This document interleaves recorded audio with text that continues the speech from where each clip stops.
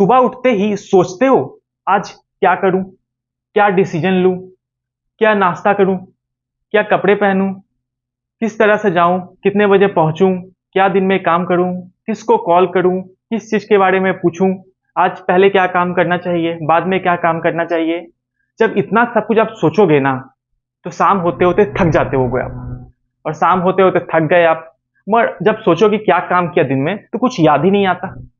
पता ही नहीं चलता कि दिन में कुछ काम किया भी है कि नहीं, और थक गए। तो दोस्तों, ये है डिसीजन फैटिग। नमस्कार दोस्तों, मैं राहुल कुमार आपका स्वागत करता हूं मेरे चैनल कंपाउंडिंग कुमार में, और लेके चलता हूं मिडिल क्लास माइंडसेट से ग्रोथ माइंडसेट के 90 दिनों के सफर में। आज हम आ गए हैं डे 61 में, जहां हम बात करने वाले हैं डिसीजन फैटिग के बारे में, और कैसे डिसीजन फैटिग से हम लोग बाहर निकल सकते हैं, क्या क्या रीजंस होते हैं जिसके कारण डिसीजन फैटिग होता है, क्यों मिडिल क्लास डिसीजन फैटिग में इतना फंसा रहता है, और ग्रोथ माइंडसेट इंसान कैसे डिसीजन फैटिग से बाहर निकल जाता है।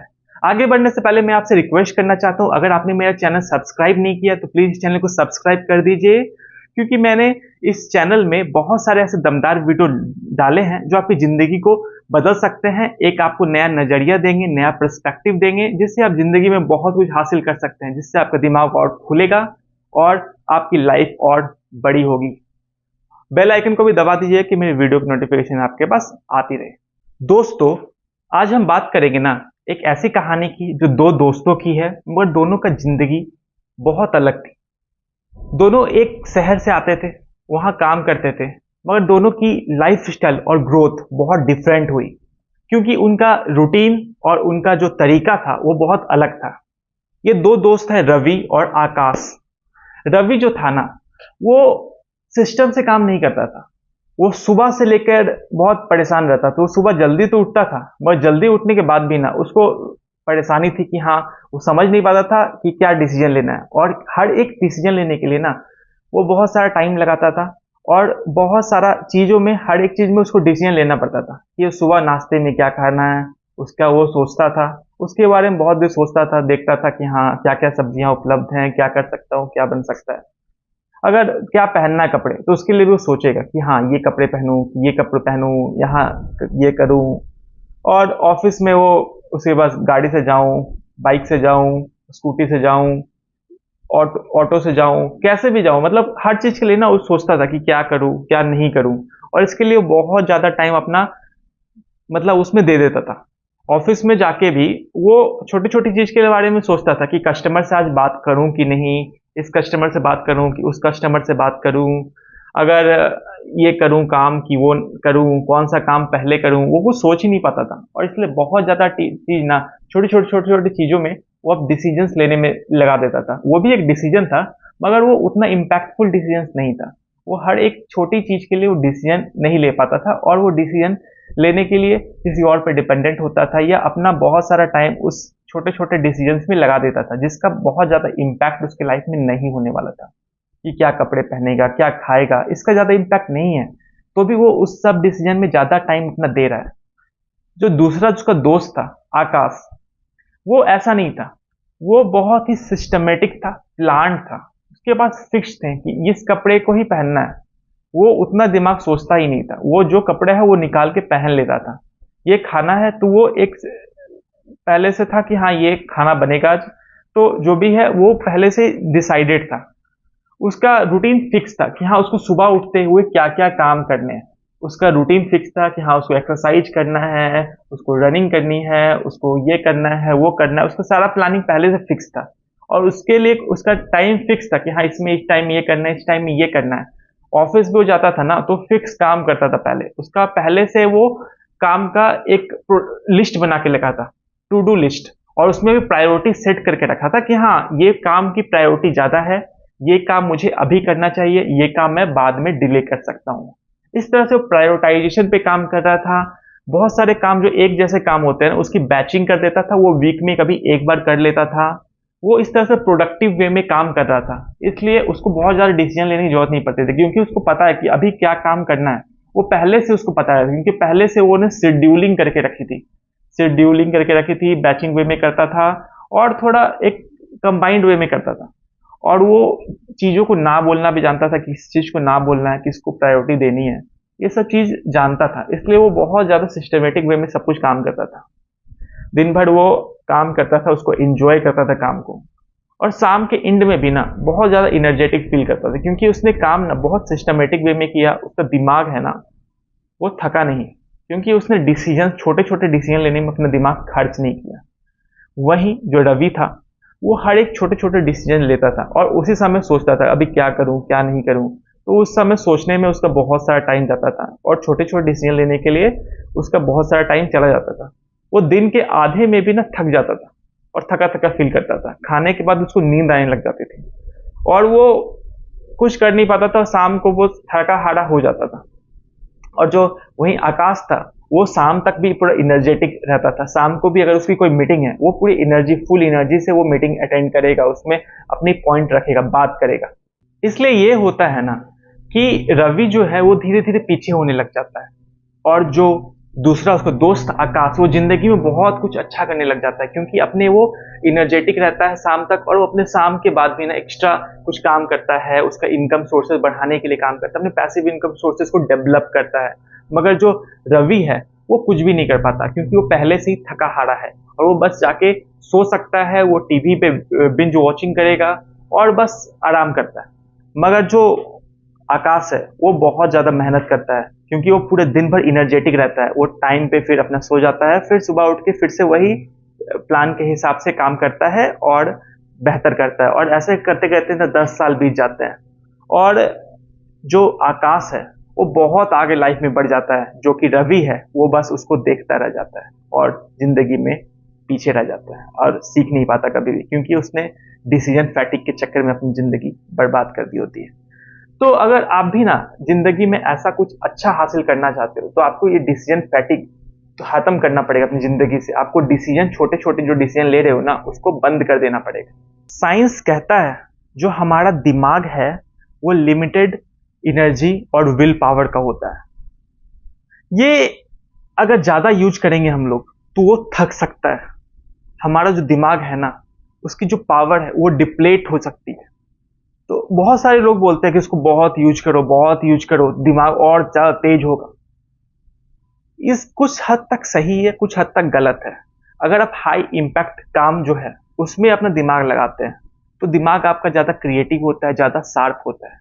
मगर आप छोटे छोटे जो काम है उसके लिए आप डिसीजंस लेने के लिए, उसके तय करने के लिए आप अपना समय बर्बाद करते हो तो आपका दिमाग ना थकने लग जाता है। एक तरह से डिसीजन लेने से वो थकान महसूस होने लग जाती है दिमाग को। और जब ये दिमाग आपका थक जाता है ना तो आपका सेल्फ कंट्रोल अब खुद पे कम हो जाता है। आप खुद से डिसाइड नहीं कर पाते, आपका दिमाग ना आपको कंट्रोल करने लग जाता है। आप खुद अपने दिमाग को कंट्रोल नहीं कर पाते। दूसरी चीज होती है ना, आपका फोकस है वो बहुत कम हो जाता है। आप चीजों पे फोकस नहीं कर पाते। आपका जो भी काम कर रहे हो उसमें आपको काम करने का मन नहीं करेगा। अगर आप स्टूडेंट है तो आपको पढ़ने का मन नहीं करेगा और आप सो जाओगे, या आप कुछ अनहेल्दी खाने लग जाओगे, फास्ट फूड खाने लग जाओगे। वो सब खाओगे तो भी आप, मतलब ऐसा आपका दिमाग आपसे करवा रहा है, क्योंकि आपका कंट्रोल अपने खुद पे बंद हो गया है। इसलिए आपका दिमाग बोलेगा कि फास्ट फूड खाओ, सो जाओ, या बैठ के टीवी देखो, नेटफ्लिक्स देखो। यह सब आपका दिमाग बोलता है आपको, मूवीज देखो बैठ के। जो भी है आपको ऐसा बोलेगा कि आपका दिमाग अब थक चुका है, अब आपको जरूरत है इंटरटेनमेंट की, आपको जरूरत है रिलैक्सेशन की। ये सब क्यों हुआ? क्योंकि आपने ना अपने दिमाग को बहुत थका दिया, ऐसे कामों में थका दिया जिसको आप नहीं भी कर सकते थे, जिसके अलावा कुछ और कर सकते थे। आप जिंदगी में कुछ बेहतर कर सकते थे आप, मगर आपने चुना छोटे छोटे काम करना, छोटे छोटे काम का डिसीजन लेना, जो कि आप एक शेड्यूलिंग कर सकते थे, एक पहले से डिसाइड करके सब कुछ रख सकते थे। एक मिडिल क्लास इंसान होता है ना, वो हर छोटे छोटे काम पे ना अपनी एनर्जी बर्बाद कर देता है। वो सोचता है डिनर में क्या खाएं, बाहर जाएं कि नहीं जाएं, यहाँ रहें कि नहीं रहें, कहाँ क्या काम करें। हर एक छोटे छोटे काम में ना इतना ज्यादा अपना टाइम बर्बाद कर देता है ना कि वो सोच ही नहीं पाता कि और अच्छा क्या काम कर सकता है। वो कोई प्रायोरिटीज पे काम नहीं करता। वो जो काम आता है इमरजेंसी, अर्जेंट होता है, उस पर ही काम करने लग जाता है। वो शायद इंपॉर्टेंट हो या ना हो, मगर उस पर वो काम करने लग जाता है और अपना जो मेन फोकस है, अपना मेन काम है, उसको वो भूल जाता है। इसलिए वो बहुत पीछे हो जाता है मिडिल क्लास का इंसान। मगर जो ग्रोथ माइंडसेट वाला इंसान होता है ना, उसको आता है अपने काम को ऑटोमेट करना, क्या काम उसको नहीं करना है और क्या काम उसको करना है उसको पता होता है, इसलिए वो जो काम इंपॉर्टेंट नहीं होता है ना उसको डेलीगेट कर देता है और उसको डेलीगेशन आता है। इस तरह से वो ना आगे बढ़ता है और वो जो इम्पोर्टेंट काम है, जो हाई इम्पैक्ट वाला काम है, जो प्रायोरिटी वाला काम है, जो हाई वैल्यू वाला काम है ना, वही काम करता है। और जो बाकी फालतू काम है जो कि जरूरी नहीं है, जो कि उतना इम्पैक्ट नहीं लाते, जो कि बहुत ज़्यादा वैल्यूएबल नहीं है, वो सब काम को वो कम कर देता है या उसके डिसीजंस लेना बंद कर देता है या वो किसी और को थमा देता है। ऐसा करता है ग्रोथ माइंडसेट इंसान, इसलिए वो लाइफ में बहुत बड़ा कुछ इम्पैक्टफुल कर सकता है। हाल ही में ना एक बड़े पर्सन जो है एग्जीक्यूटिव पर्सन है, उन्होंने मुझसे कंसल्टेंसी के बारे में पूछा और उसने मुझसे सजेशन लिया कि क्या काम मैं करूं, मैं क्या फ्यूचर में और कोई जॉब स्विच कर सकता हूं, क्या मैं लाइफ में कुछ और अच्छा कर सकता हूं। मैं अभी सेल्स में काम कर रहा हूं, सेल्स का एक हेड हूं और मैं चाहता हूं, मैं मेरे पास ऑफर है ऑपरेशंस का देखने का भी दूसरी जगह का, या मैं यहाँ पे ग्रो करूं, मैं और कैसे आगे फ्यूचर लैडर में आगे बढ़ सकता हूँ, जिंदगी में और अच्छा कैसे कर सकता हूँ, ये सब उन्होंने मुझसे पूछा। तो मैंने बताया आप एक काम पहले शुरू कीजिए, डेलीगेशन। आप जितना ज्यादा ना अपने काम को ना दूसरों को डेलीगेट करोगे उतना आप बेहतर बनोगे। वो अचंभित रह गए कि क्या मैं अपना काम दूसरों को दे दूंगा तो दूसरा आगे नहीं निकल जाएगा। मैंने बोला नहीं, दूसरा आपसे आगे नहीं निकलेगा, क्योंकि आप जब अपना काम को ना दूसरे को डेलीगेट करते हो ना तो आप अपना वर्कलोड कम करते हो, आप अपने दिमाग को थकने से रोकते हो, आप डिसीजन फैटिक से बचते हो। जब आप ऐसा करोगे ना तो आपके पास और वैसा काम रहेगा जो आप जब प्रायोरिटीज है आपके पास, जो आपका हाई वैल्यू काम है, जो हाई इम्पैक्टफुल काम है, जिससे आप और ज्यादा साइन कर सकते हो, वैसा काम आप कर सकते हो, क्योंकि आप अपना टाइम बचा रहे हो और वैसे जो भी छोटे छोटे काम है वो किसी और अपने जूनियर को डेलीगेट कर रहे हो। और जब आप ऐसा करोगे ना तो आपके पास बहुत सारे टाइम बचेगा जिससे आप इम्पैक्ट वाला काम कर सकते हो और अपना इम्पैक्ट बढ़ा सकते हो और अपना ओहदा और बढ़ा सकते हो और आप कॉर्पोरेट लेडर में और ऊपर जा सकते हो। तो और आप भी अगर ऐसा कुछ अच्छा हासिल करना चाहते हो और आगे जिंदगी में बढ़ना चाहते हैं तो डेलीगेशन करना शुरू कीजिए, जिससे आपका डिसीजन फैटिक कम हो सकता है। तो आखिरकार डिसीजन फैटिक दूर करने के और क्या क्या तरीके होते हैं। तो पहला है डेलीगेशन। जो अपना काम आप डेलीगेट करते हो, अपना काम को ना, जो प्रायोरिटी वाला काम आपका नहीं है और जो बहुत ज्यादा वैल्यू एडेड काम नहीं है, जो हाई इम्पैक्टफुल काम नहीं है, वो किसी और को डेलीगेट कर दो, किसी और को वो करने दो, किसी और को वो सीखने दो। जब आप ऐसा करोगे ना तो आप अपने काम को और बेहतर तरीके से कर सकते हो और अपना जो टाइम है ना उसको बेटर यूटिलाइज कर सकते हो। आप वैसे चीज में अपना टाइम दे सकते हो जिससे आप और ज्यादा ग्रो करो, जो टाइम आप दे के और ज्यादा इम्पैक्ट बना सकते हो, अपनी ज्यादा वैल्यू क्रिएट कर सकते हो, वैसा काम आप करो। और जो छोटे छोटे काम है उसको दूसरों को डेलीगेट करो। दूसरा चीज है ना, आप ऑटोमेट करो, डिसीजन ऑटोमेट करो, काम को ऑटोमेट करो। जितना ज्यादा आप ऑटोमेशन करोगे ना, कि आप अगर म्यूचुअल फंड कर रहे हो कि हाँ मैं इसमें पैसे डालूं कि नहीं डालूं, तो आप एसआईपी करके उसको ऑटोमेट कर दो, आपके पैसे ऑटोमेटिकली कट जाएंगे आपके अकाउंट से, आपको कुछ करना नहीं पड़ेगा। आपको कुछ भी वैसा डिसीजन ले रहे हैं तो आपको उसको ऑटोमेट कर दीजिए कि वो ऑटोमेटिक आपके पास सारा काम हो जाएगा, आपको उसके डिसीजन लेने की जरूरत ही नहीं पड़ेगी। और वो आप एक बार वो डिसीजन ले रहे हो और वो जिंदगी भर वो चलता रहेगा। वो एसआईपी आप एक बार ना 50 साल का कर सकते हो और वो आराम से चलता रहेगा। आपको रोज रोज हर महीने आपको डिसीजन नहीं लेना, मेरे पास इतना पैसा मैं कहाँ डालूं, ये सब आपको सोचने की जरूरत ही नहीं पड़ेगी। वैसा आप बहुत सारा डिसीजन ले सकते हो, मगर और एक बार में बहुत सारा इम्पैक्टफुल हो सकता है वो। तो आप डिसीजन ऑटोमेट करना शुरू करो। तीसरी जो चीज है ना वो बैचिंग। जैसे बहुत सारा काम होता है ना वो एक जैसा होता है और हम लोग उसको खुदरा में करते हैं, मतलब कभी ये किए फिर दूसरा काम करने लगे फिर ये किए। इस तरह से आपको नहीं करना है, आपको ना एक जैसे काम एक साथ करने हैं। मतलब जो आपका यहाँ पे पेपर वर्क का काम है वो आप एक साथ कर लो, जो आपका ऑनलाइन काम है वो एक साथ करो, जो आपका जो काम है जिस तरह का ना वो एक साथ जब करोगे ना तो आप जल्दी ज्यादा काम कर सकते हो। इसको बोलते हैं बैचिंग प्रोसेस। बैच मतलब एक बैच बनाओ जिसमें आप एक जैसे सारे काम को एक साथ करो और दूसरा बैच बनाओ जिसमें दूसरे तरह के काम करो। आप शेड्यूल कर सकते हो, मतलब आप वीक में कोई एक दिन ऐसा चुन सकते हो कि हाँ इसमें बैचिंग का प्रोसेस करूंगा, मैं इसमें मैं ये काम करूंगा, इसमें मैं ये काम करूंगा। इस तरह से आप कर सकते हो, इस तरह से बैचिंग कर सकते हो एक जैसे काम का। चौथा चीज जो बात कर रहा हूँ शेड्यूलिंग। आप ना जो भी आपको काम करना है उसका आप शेड्यूल पहले से फिक्स कर लो कि हाँ मुझे इस टाइम पे ये काम करना है, इस दिन में मुझे इससे मीटिंग करनी है। जो भी काम है ना आप शेड्यूलिंग कर लोगे ना तो आपका डिसीजन लेने की की टेंशन नहीं रहेगी, आपको थकान नहीं होगा, क्योंकि आपने पहले से फिक्स कर लिया है मुझे ये काम तो इस टाइम में करना है। आपने अलग से कोई और डिसीजन नहीं लेना है आपको, आपने पहले से सब कुछ डिसाइडेड करके रखा है। तो इस तरह से आप बहुत बेटर कर सकते हो लाइफ में। पांचवी चीज है ना, वो है प्रायोरिटाइजेशन।